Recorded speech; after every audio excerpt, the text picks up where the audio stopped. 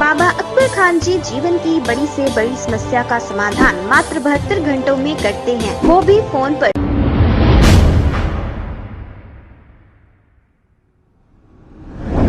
अस्सलाम वालेकुम नाजरीन, 7H न्यूज़ में आपका इस्तकबाल है। चंद्रान गुट्टा पुलिस स्टेशन हदूद के इलाके फलकनुमा ब्रिज के करीब एक शख्स जो हालत नशे में था, ये ब्रिज से नीचे गिर गया। इसके बाद रास्ता चलने वालों ने ये इत्तला चंद्रान गुट्टा पुलिस को दी। जैसे ही ये इत्तला मिली, इंस्पेक्टर प्रसाद वर्मा अपने स्टाफ के साथ मौके पर पहुंच गए और इस शख्स को गाड़ी में बिठाकर दवाखाना उस्मानिया मुंतकिल किया। वाक़या देखने के बाद एक शख्स ने इनकी अच्छी कारकर्दगी को देखते हुए इनकी गुलपोशी भी की गई, इंस्पेक्टर प्रसाद वर्मा की।